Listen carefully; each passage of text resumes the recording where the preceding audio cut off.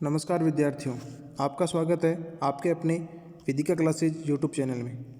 आज हम बात करने वाले हैं अजमेर बोर्ड द्वारा जारी कक्षा 10 के हिंदी के मॉडल पेपर की। जैसा कि आपको पता है, माध्यमिक शिक्षा बोर्ड द्वारा बोर्ड की परीक्षाओं की तिथि की घोषणा कर दी गई है।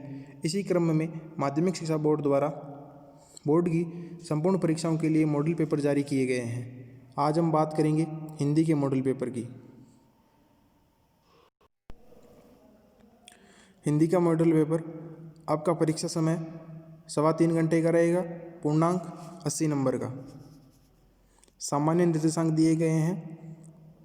इस बार आपके एग्जाम बोर्ड में नया क्या होगा, प्रश्न पत्र को 5 खंडों में विभाजित किया गया है। प्रथम खंड ए 20 क्वेश्चन रखे गए हैं, प्रत्येक 1 नंबर का। खंड बी क्वेश्चनों की संख्या 8, प्रत्येक का अंक भार 2। खंड सी क्वेश्चन संख्या 4 और अंक भार भी 4 का। खंड डी क्वेश्चनों की संख्या 2, अंक भार 2 रखा गया है। खंड ई क्वेश्चनों की संख्या 3 और अंक भार 6 रखा गया है। अब देखते हैं खंड ए में किस प्रकार क्वेश्चनों का क्रम रहेगा और किस प्रकार से क्वेश्चन आएंगे। तो इस बार अपन को नया देखने को मिलेगा कि कुछ खंड ए में क्वेश्चन नंबर 1 में आपको प्रत्येक क्वेश्चन के साथ में 4 ऑप्शन दिए गए हैं। उन्हीं ऑप्शन में से आपको सही आंसर का चयन करके अपनी उत्तर पुस्तिका में नोट करना होगा और प्रत्येक क्वेश्चन का अंक भार भी 1 रखा गया है। इसी क्रम में निरंतर आगे बढ़ते रहेंगे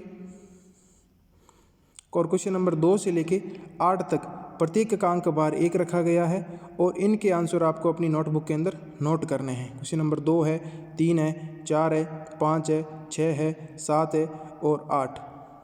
देखो, इस बार नया देखने को अपन को मिल रहा है कि 3 क्वेश्चनों के अंदर आपको रिक्त स्थानों की पूर्ति के संबंधित क्वेश्चन पूछे जाएंगे, 9, 10 और 11। खंड ब में क्वेश्चनों की संख्या होगी 8, प्रत्येक का अंक भार होगा 2। क्वेश्चन को अंक भार के अनुसार ही उनका उत्तर लिखित करना है। 12, 13, 14, 15, 16, 17, 18 और 19। खंड स, तो खंड स में अपने देखा क्या लिखा गया है कि निम्नलिखित अपठित गद्यांश को ध्यानपूर्वक पढ़कर उत्तर देना है। क्वेश्चन नंबर 20 में आपको क्या दे रखा होगा, एक अपठित गद्यांश दे रखा होगा और इसी अपठित गद्यांश पर आधारित 3 क्वेश्चनों के आंसर आपको देने होंगे।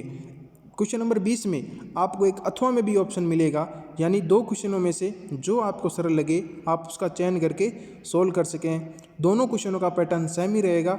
एक अपठित गद्यांश देके 3 आंसर पूछे जाएंगे। क्वेश्चन नंबर 21 में देखा जाए तो इसमें भी आपको एक अथवा में मिलेगा, 22 में भी अथवा में मिलेगा। क्वेश्चन नंबर 23 जो कि हर साल की भांति ही किसी न किसी एक साहित्यकार के जीवन के ऊपर परिचय पूछा गया है।